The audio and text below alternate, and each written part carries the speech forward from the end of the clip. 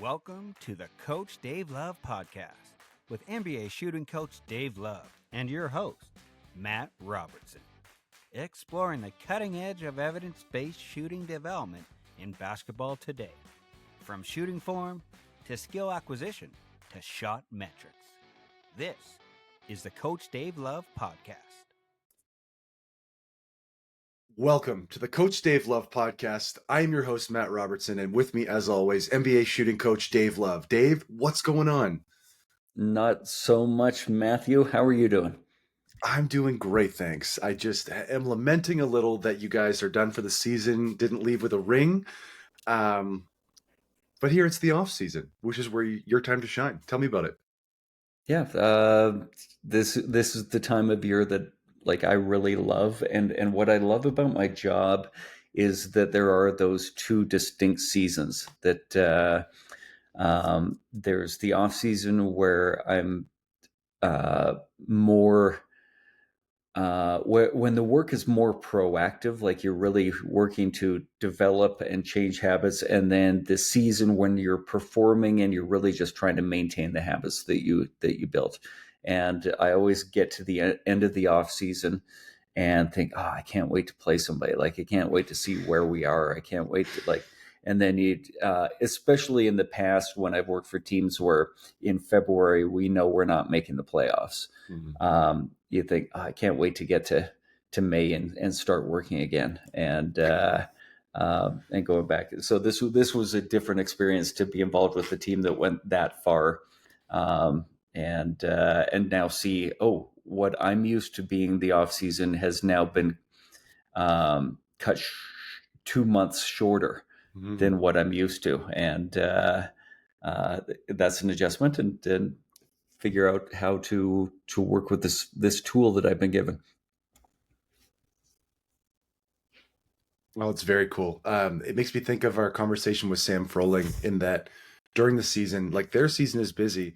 The NBA season is insane. I mean, they're playing 3-4 games a week, practicing once or twice, and I really don't have any actual time for development beyond, like you talked about, routine maintenance. And really cool to see what you can do when given actually some concentrated, dedicated development time. Yeah, I've been working on a paper with I don't want to go too much into it right now, but working on a research paper, and one of the things that we're working towards is trying to help coaches understand different types of practice. And so there is basically color coded for different types of days, game days being a red day. And then we've got blue days and we've got green days at different shades of green. And with it, I'm trying to not to give away too much, but trying to also explain there was a month-long stretch with our schedule in Dallas where there were no options for blue days. That everything was literally every other day we played for, I want to say 3 weeks. So you've got game day, travel day, game day, rest day, game day, travel day, game day. It was insane. And I can't imagine being an athlete in that situation that, it's just the NBA is a grind. Can you imagine Major League Baseball? I think about it all the time. In basketball, Baxter Holmes did that paper for ESPN 2 or 3 years ago where he talked about testosterone levels and how sleep and travel affect those testosterone levels. And by the end of the NBA season, a lot of these prime of their life apex athletes have the testosterone levels of 80-year-old women or some such thing. Go back and read the paper. It actually is a wild thing, but it has a lot to do with the sleep and just disruption in time zones and that kind of thing. And Major League Baseball, 162 games over the course of 7 months or whatever that number is, 6 months. It's an insane schedule. 3 days off a month, unless you're a pitcher, in which case, if you're a starter, 5 days off, but it's bananas. It's not even 3 days off a month. It's one. It's crazy. Take a look at a Major League Baseball schedule. If it's more than 2, like I owe you dinner. Last time I looked, it was 1 day off a month without a game. Like, that is insane. And then it's not only that, it's okay, Thursday's getaway day, we're playing an afternoon game so that we can have time to fly to the next city. And then imagine doing this in the 1940s, where it wasn't fly for an hour to the next city, it was jump on a commercial train and a 4-hour train ride to the next. Oh, I can't even imagine. Baseball players are nuts. They are nuts. And I think about Dirk gave an interview a bunch of years ago talking about why he was hanging it up. And he's like, I just don't enjoy that grind anymore, where it's like, wake up in the morning, stretch, nutrition, massage, nutrition, shoot around, sleep, practice. Your entire day is mapped for every single day. And again, those baseball guys, it's like we wake up, we lift in the morning, we nutrition, we have meetings, we nap, we go into our pregame routine, and that's every single day. Yeah, and it becomes more and more important as you get older and older and older. I love that you're saying, and then we nutrition. you mean eat? Hey, however you get it, doesn't matter. Sometimes get those IVs going, right? I'm gonna nutrition the hell out of this this steak. It cracks me up. Oh, good times. It's on the schedule. So, Dave, let's dive into the episode for today. The episode that you proposed today is shooting development in a team setting or group workout setting. Okay, so give us a little setup. What are our assumptions and what are the challenges in this kind of setting for a lot of coaches out there? I think the assumption is that a lot of people that we work with, or that are listening, pardon me, are team coaches, and I'll assume that they're youth level or high school level coaches, or young trainers doing group workout kind of situations. And so wanted to try and give them a little bit of guidance, because it's a common question I get, especially from high school coaches, like, what would you do if you only how much shooting should we do in our practice? How much, what drills should we be doing in our practice? Though these are the common questions that I get. Yeah, I had a meeting with our coaching staff a couple weeks ago. We were talking about the beginning of practice routine and how it just can't be the same stuff we've been doing. You know what I mean? It can't just be, all right, we do spots and we warm up and we nutrition, or, just like the typical things that we've been doing. We really need to maximize this time, especially if it's an everyday kind of routine. Yeah. So there's challenges that go along with it. It's my assumption. And so through this podcast, let's picture this, and then we'll divert from that when we need to. You as the voice of the people being my guide. Let's assume that we're a team of 12-ish players, and we've got 1 or 2 coaches in the gym, and that we've got 90 minutes to 2 hours on an occasional basis. It's 3 times a week, 4 times a week. Some of these teams are going to be 1 practice a week. This is not ideal. This is going to be these coaches have a ton of challenges that they're facing, but we're going to say okay, how can you make progress in this environment? How can you do your best?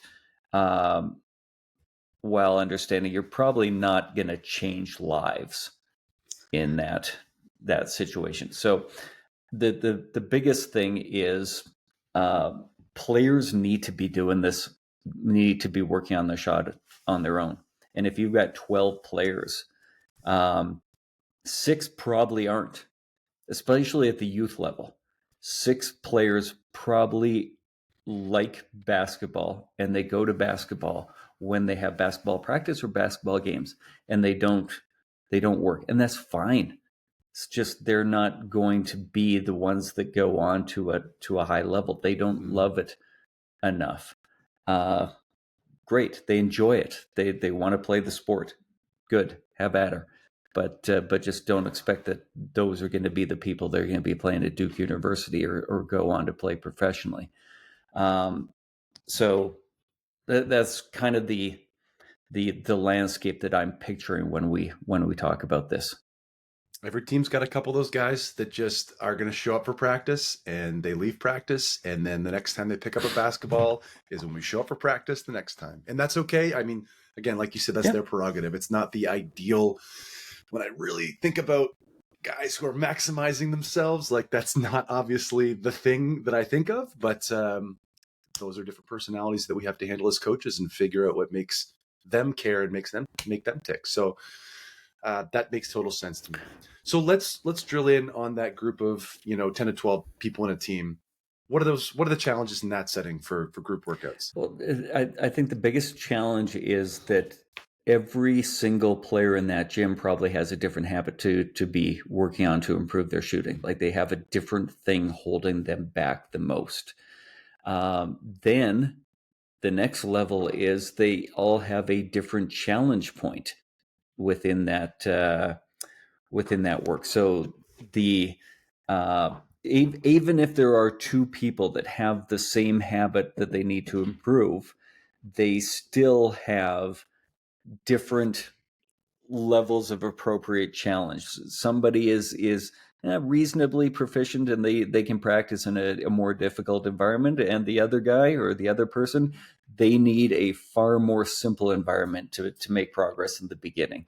And so how do you get a group of people doing quote unquote the same thing, like doing the same drill, when they all have different things that they need to be working on and different levels of challenge when doing it? And the answer is going to be, don't do the same drill, or don't do it as a group together. And we're going to dig a whole lot deeper into what that means as we go along.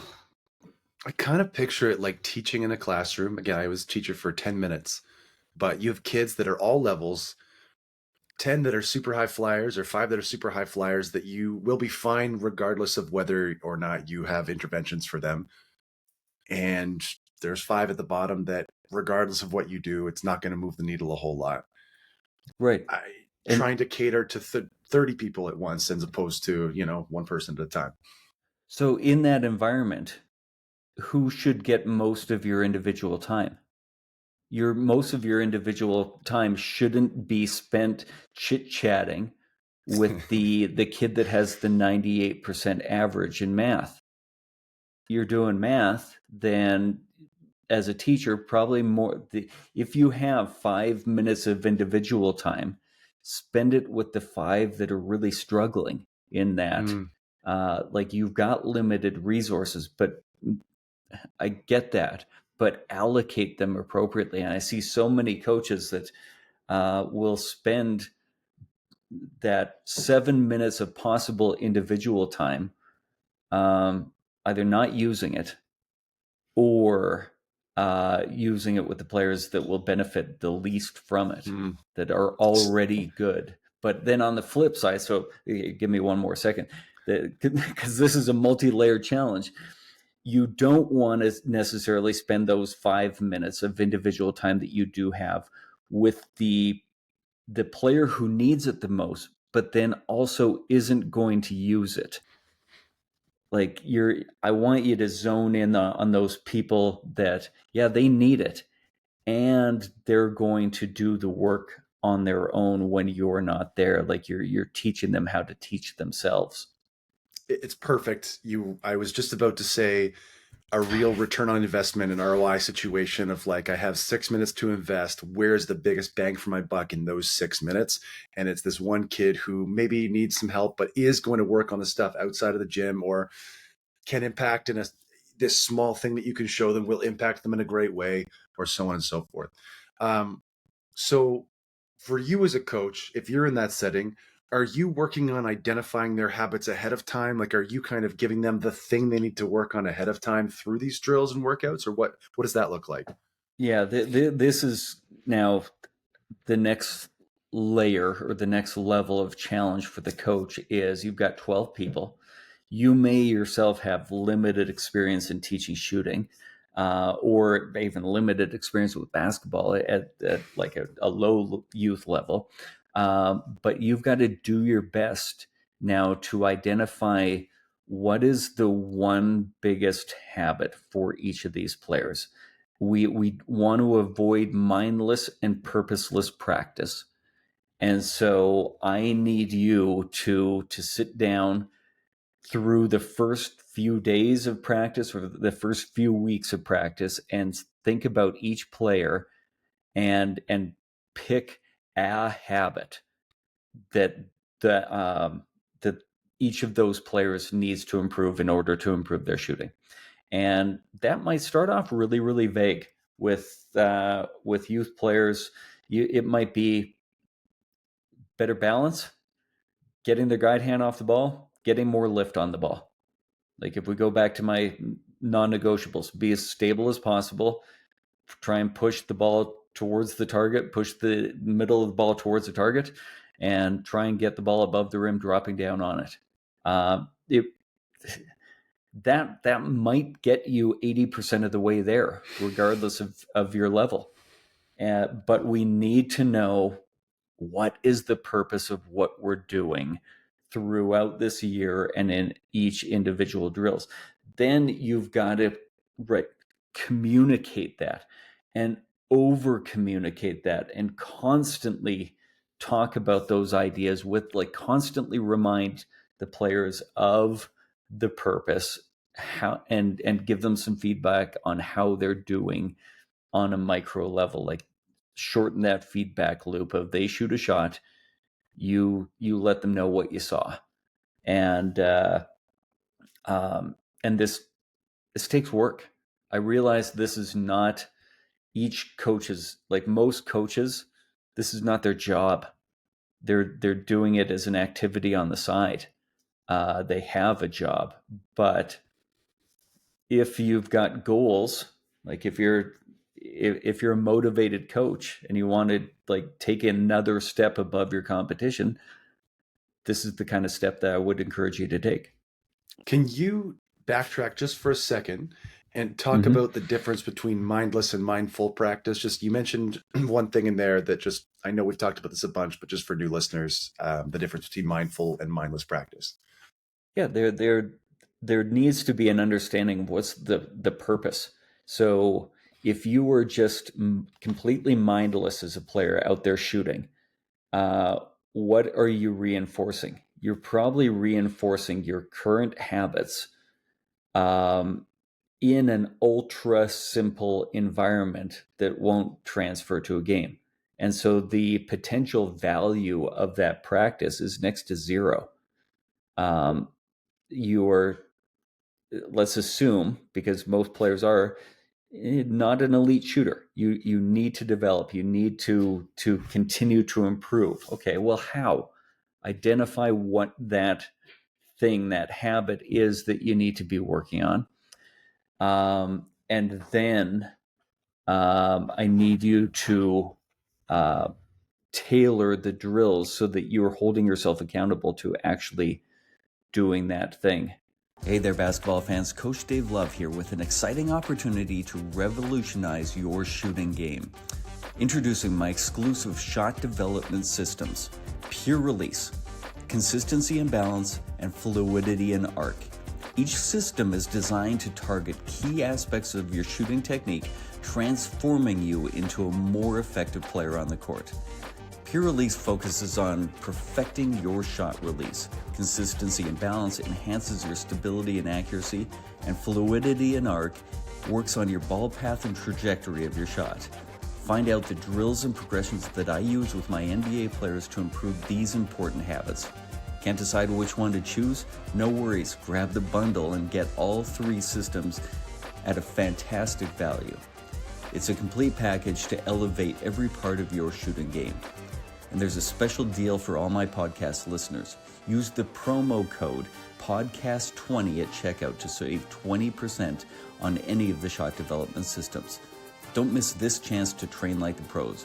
Visit CoachDaveLove.com/store and take your first step towards shooting success. That's CoachDaveLove.com/store.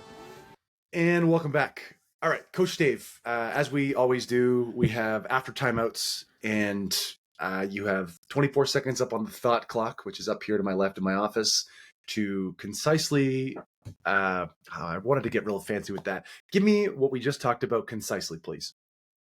Well, I want every coach, when you're going into your team practice, to start by knowing what habit each player needs to be working on, and then we're going to build from there. But if you don't know the purpose of the drills that you're going to be doing, then you're going to be spinning your tires. Great, love it. We got a good look. It was a foot inside the 3-point line, knocked it down. Really good stuff. Not optimal, but a good look. So, Dave, when you're talking about communicating these ideas to your players, like, what's the frequency? I mean, I realize that when you've identified these habits, especially in the youth, in the younger age groups, like, how often are you kind of reinforcing these things? Constantly. Okay. So never assume that the player knows what they're working on. Even when you've said it multiple times, never assume that they remember what you've said, that they've understood what you've said, that they're aware of what they're actually doing. Like, at the beginning of every workout, try to say, like, hey, what do you remember from last time? What do you remember from practice yesterday? What was the biggest thing? Like, I ask guided questions to get them talking about what they need to be working on. Then I try and drill it down to, like, all right, if we were to just pick one thing, what are we going to focus on here? And I've said this many times. I will keep saying it because it's important. I'm hoping that the player gives me the same answer that they gave me the day before. Habits are not built in one workout or one day. It's an evolution over time. And so I'm going to assume that what we worked on Monday is probably still our biggest bad habit on Tuesday. And so guess what we're going to work on?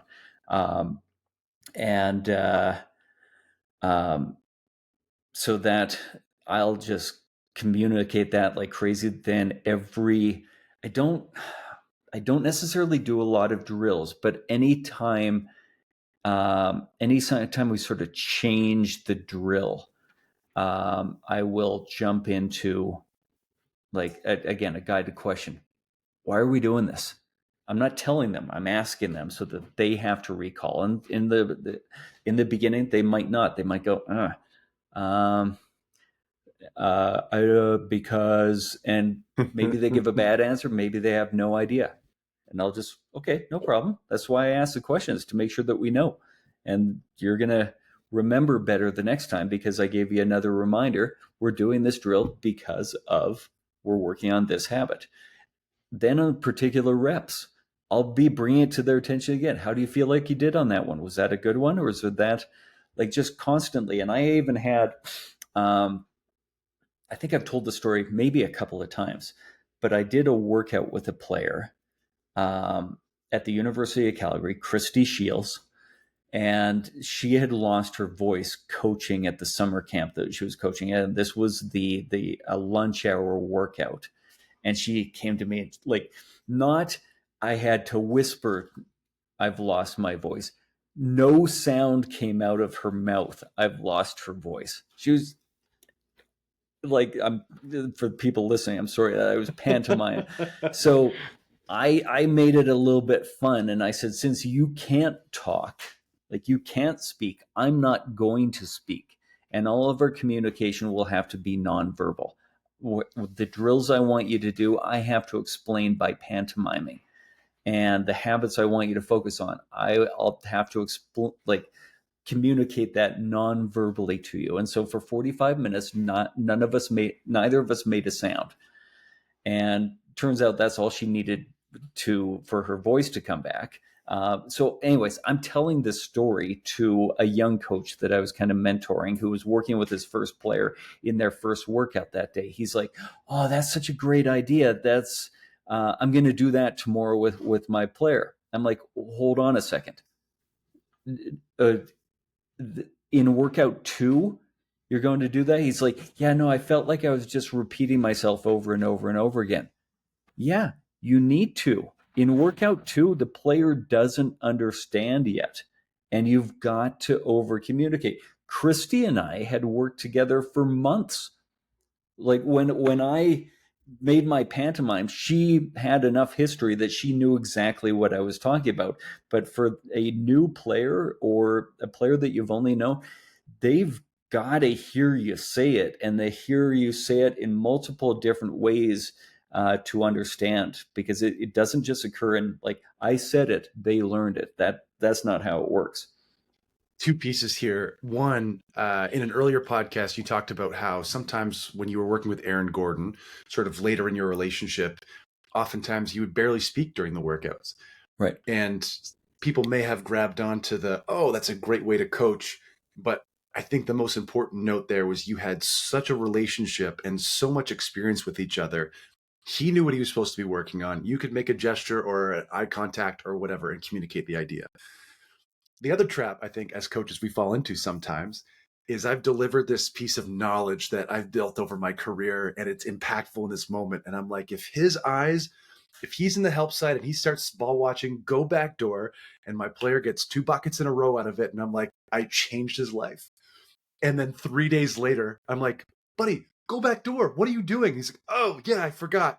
Like, just because it's this really cool moment where they have success in that thing doesn't necessarily mean it's going to have a lasting impact without that repetition and just really, I want to say dialing it in, but really like crystallizing that thing for them over the course of time.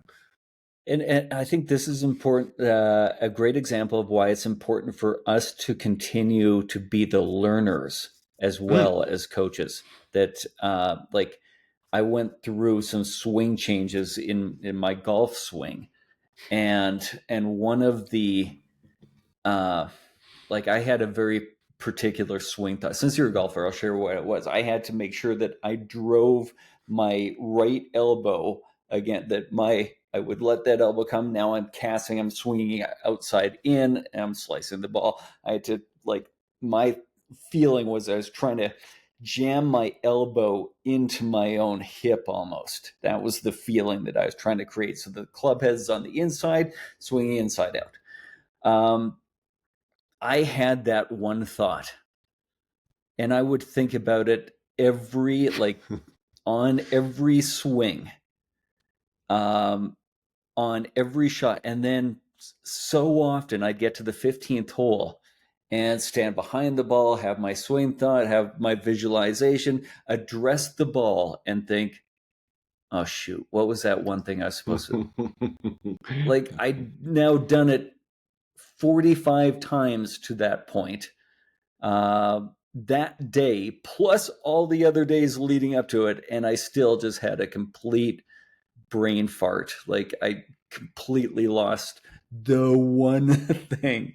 And so, as I think it's important for us as coaches to put ourselves in positions where we remember how hard it is to be the player. It's as you discussed earlier, the mindfulness is so flippin' important in all of this.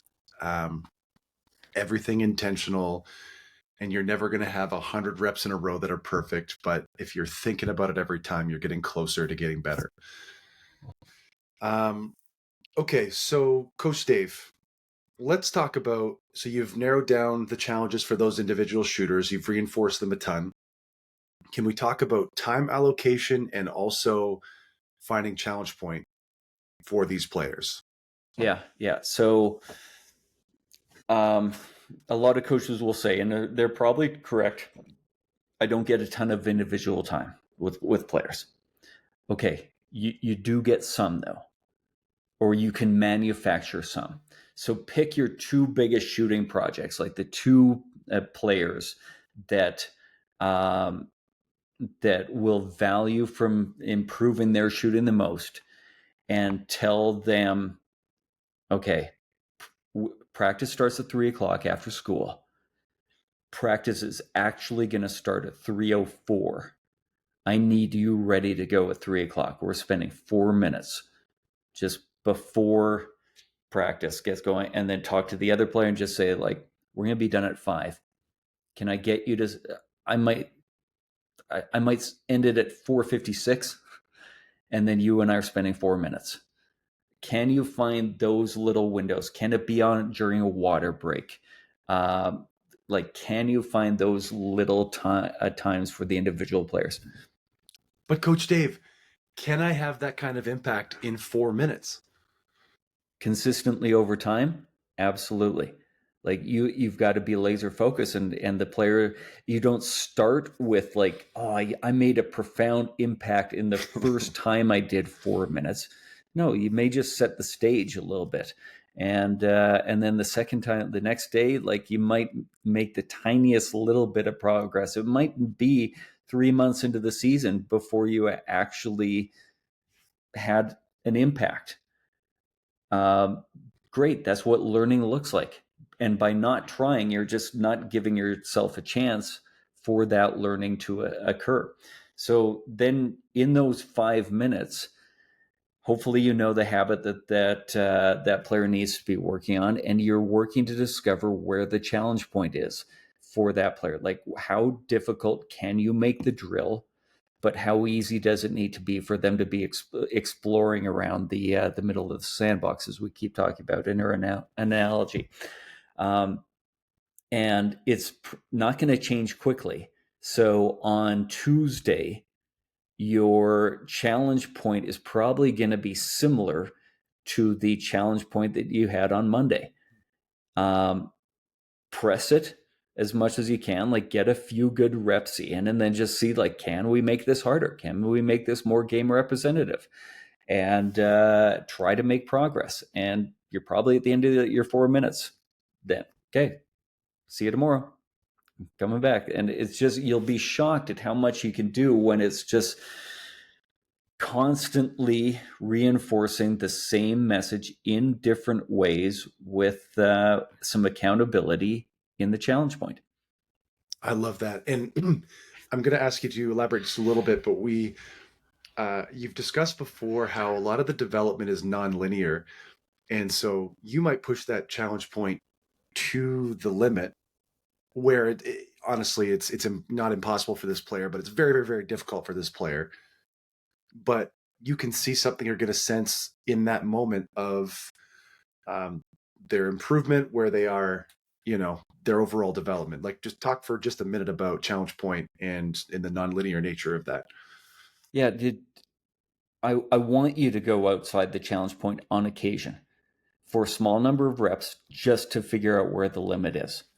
And so, like, the challenge point principle, and I've tried to find this thing that I read. So I don't know if this is proven or if this is just somebody's kind of guidance, but I like the idea. The challenge point is when you get the habit right 85% of the time. Like, the majority, but not always. If you're getting the habit that you're working on right, your practice is too easy. It's not always going to be right in a game. You have an opportunity to make it more game representative. If you're only getting it right 35% of the time, you're practicing the wrong thing more than you're practicing the right. You're exploring around the corner of the sandbox when we want to be exploring around the middle of the sandbox. And so that's where, like, I constantly am testing. Okay, you shot 3 good ones in a row. Take a step back, go a little faster, and I'll give them a couple of reps. If this doesn't go well, then I'm okay. Move back in, slow down a little bit, or simplifying in a slightly different way. But, like, constantly be exploring as a coach. Can this player handle more? Awesome. I like that. Coach Dave, let's take one more break, and then we'll start to talk about sort of a real practical application of these concepts. Hey basketball fans, Coach Dave Love here with an exclusive offer just for you, my personalized video shot analysis. Imagine having an NBA shooting coach analyze your shooting form, just like I do for the pros. That's exactly what you'll get with my video shot analysis. Here's how it works.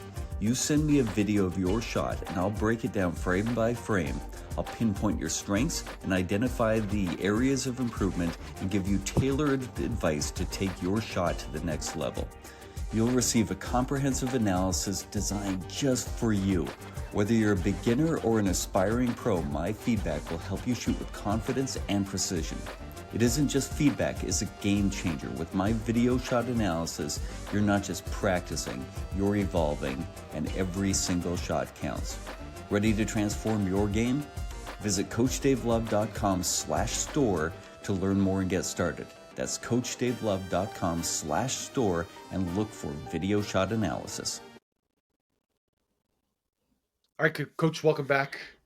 24 up on the thought clock. This is an after timeout. Please give us a concise description of what we just did in the last segment. One of the things I really want coaches to challenge themselves to do is find 2 or 3 minutes, 5 minutes to do individual work with your biggest shooting projects. Those times are out there. You might have to get creative and start practice 2 minutes late. Get a player to come in a couple minutes early, grab them during water breaks. But those two times, or those times are out there. Get your shooting projects on an individual basis as often as you can. Awesome. We ran a little double screen. We got caught up in the action there, but we got the ball off. I love that you illustrate the analogy, the metaphor. I want to let you know. I want to let you know how you did in a real basketball context, Coach. This is part of our shtick here. Or, sorry, gimmick. I apologize. No, it's a shtick. It's a shtick. Yeah. Oh, it's not a gimmick. Yeah.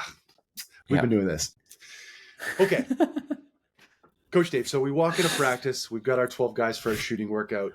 Team practice starts. Give us a real tangible look at the types of things that you would be doing in these workouts. Okay, so I want you to avoid lines. I want you to get time on task. And so we're going to start out. I would recommend get into partners and then quickly, like give them 15 seconds each, explain to your partner what habit you're going to be focused on. So get them coaching each other or at least get them talking to each other. You don't have a time for one coach to go through all 12 players. I need 2 players to go back and forth. We can do that in 30 seconds. Then I want those players to start with a movement coordination drill that puts them in the middle of their sandbox. A movement coordination drill where they are doing their biggest bad habit in a fairly optimal way. And if hopefully by the third practice, we should have each player should have a very clear idea of what that would be for them. Can you explain to me, this is not for the people, this is for Matt Robertson. What is a movement coordination drill? Fancy, more specific version of form shooting. Like what this is part of the research that we're doing is to understand what form shooting really is, what it should be, and what's the purpose of it. And so movement coordination drill is a drill that will get players to explore around their optimal movement pattern. So it is not putting your hand behind your back and shooting with one hand out in front of you close to the rim. It's not slow shooting close to the rim. It's a purposeful, and it for a great shooter, their movement coordination drill might be fairly game-like.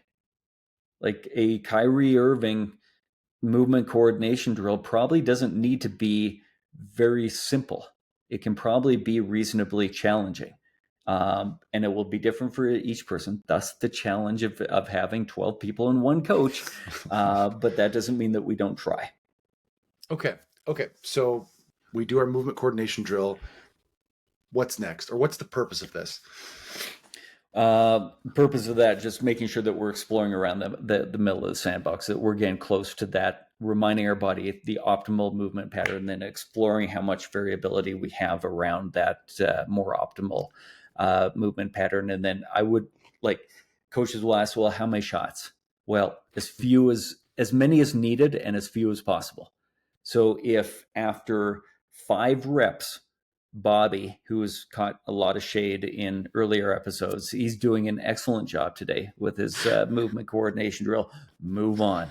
And we're going to be moving on now to skill adaptability and variability drills, as opposed to the movement coordination drills. We're going to now add variability, which will force adaptability. And that's the purpose of these next series of drills.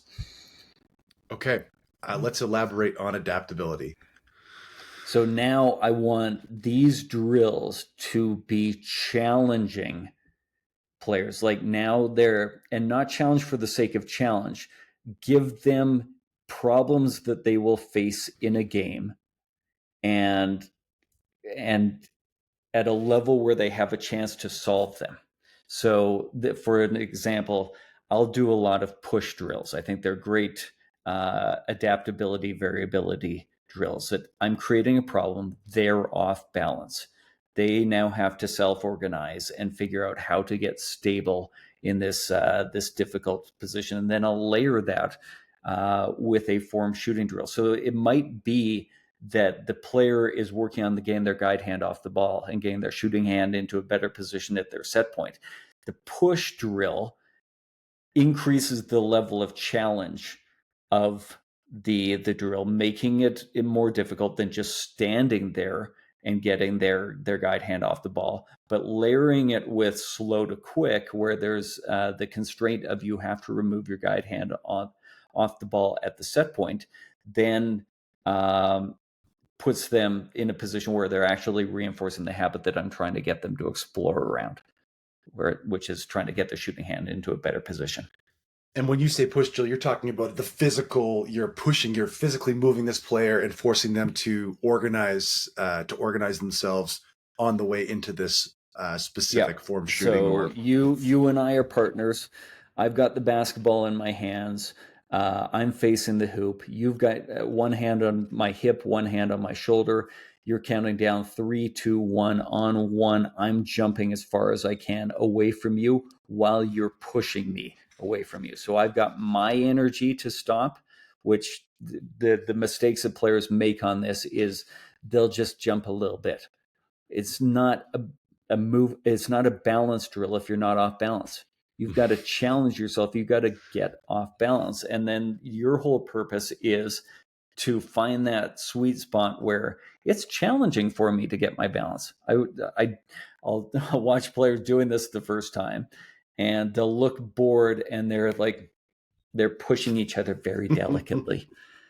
And I especially love it when it's friends who are and I love it when they look bored. I'm like, you having fun? And they're polite, so they won't say it, but I'm like, you guys look bored. Are you bored? You look a little bored. Yeah, a little bored. Okay. Has your buddy here ever really annoyed you, really kind of pissed you off at a point? Yeah, and they'll start to laugh and I'll take it out on him on this drill. I want you to push. Or I'll just come over and I'll say very polite, awesome, polite people are wonderful people. Polite basketball players are not going to win. So I want you to stop being polite and I want you to push each other. Will you give him permission to push you as hard as he can? And then also show them here's what I would do. And I'll give a 75% push to the 12-year-old boy. And guess what? Usually they have trouble getting their balance out because I'm pushing way harder. I'm creating far more of a challenge than their buddy was. And then guess what happens on the next one? I push the same amount. They self-organize and they get their body into a position where they can control that energy. And that's what I want you to learn. And the mistake isn't on the player necessarily. The mistake is on the partner. The partner has to be able to figure out how to adjust the level of challenge. And that's, I think, what we need to be coaching in these early weeks of building this up. We need to be explaining to the partner, here's your role. If this is too hard, I need you to be willing to simplify it. If it's too easy, I need you to be able to sense that and make it harder for them. And pushing drills, I do a ton. Like in early stages, 75% of my workout involves some sort of like skill adaptability, variability, and push drills are highly featured in that kind of training. I do think a couple of things here with partners, especially in the youth levels, but even up into high school, that it can get a little silly when you start to get them to the right place where they're really kind of reefing on each other. So the mindful component of that is like, yes, this is an important part of the drill, but also at the end of that, once you self-organize, you got to remember the habit that you're supposed to be working on through the finish of this drill. The other part of this is, one of the most challenging things that we have to do as coaches, especially when we're talking about these little details, is keeping players engaged. And a drill like this is fun, it's engaging, and it's challenging. It's such a perfect little mix, and it's so freaking simple, but gives an an energy boost to what could otherwise be a very tedious piece of work.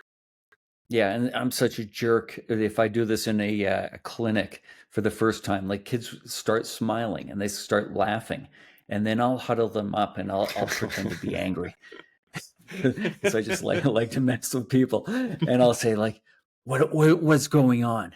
Like I gave you guys a drill, and I look around and you guys are smiling and laughing, and you're not taking it very seriously, and the kids will start to look like, we did something wrong, and then I'll sort of try to give the exaggerated smile and to say like, that's what practice should look like. Why do we play basketball? Because it's fun. Why do we like video games? Because they're challenging. I want you to practice in a challenging way, and yeah, it's so fun to watch kids kind of explore that and go like, this is what form shooting should look like. Why do you hate form shooting? Because the form shooting you're doing is boring. Stop doing it. If it's boring, it's probably purposeless. So either identify the purpose, which will make a challenge, or increase the challenge. So there we go. Soapbox over.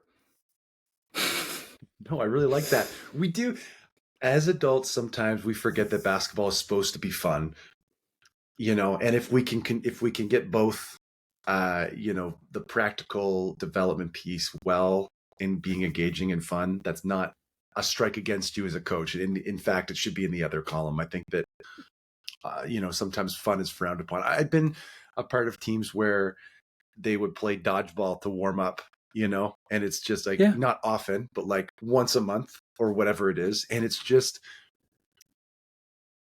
it has a profound impact on the experience of the player, which I think is only additive. So I love that you mentioned that. Some coaches are going to listen to you say that and say, I've got high school kids. I can't play dodgeball with it as a warm up. Yeah, you can. They will love it. I went in, what year? 2010, 11. Team Canada, the Canadian national team, had a training camp. Jay Triano, NBA then head coach, or had recently been a head coach, longtime assistant coach, was the head coach of the Canadian national team. There were 20 current or future NBA players in that gym. Every warm-up was dodgeball. Come on. Tag. Literally freeze tag. I forget the name of the tag where like like this is Jay Triano's superpower. Is he rides the line between goofy and professional to perfection. And he's just like, he's apparently the trick shot wizard. Like he's got a million trick shots and he's good at all of them. And he'll just dazzle guys with it. And he just plays up on the buffoonery. And so, like, what is the tag called where there's one basketball and you have to be holding the ball to tag the person, and so it's like you and I are passing the ball back and forth to try and corner somebody, and then we get them, they become part of the team, and now it's what's that one called? No idea. But I don't remember. Yeah, and so done. I would just remember Corey Joseph running like around the court as like he's the last one, and everybody's laughing, everybody's having fun, and me as I would have been probably like 38 years old at that point, thinking like, oh yeah, we're all just big kids. We're all just kids wanting to have fun. But also, when you look at the actual benefit of this, just from a purely like take the fun out of it, from a logical, like all of the quick twitch, all of the in that specific drill that you're talking about, that's ball movement, that's making passes on the run, under duress, making decisions. Like there's all these other pieces to it that is practical development in an not unordinary, but unconventional way. Yeah, and just I want to say this. I've thought to say it twice and haven't got it in. I think we're romanticizing the grind. Like we're romanticizing, like, oh, this player's just willing to do the boring. I listened to, just before we jumped on here, I was watching a video of Gilbert Arenas on his podcast talking about like, I wanted a player to do 51 dribble pull-ups going right. And they got to 10 and they start adding like a little step back. And I'm like, no, just do 50 going right. In other words, do the most block practice of block practice. The kid is bored. They can see there's no purpose in the really 2 through 49 or 50. And so they're trying to add challenge to this non-game representative, ultra simple drill. And with no purpose. Like there's probably no accountability to a habit in there. It's just like, no, hopefully the 50 reps will teach you something. And the player's bored.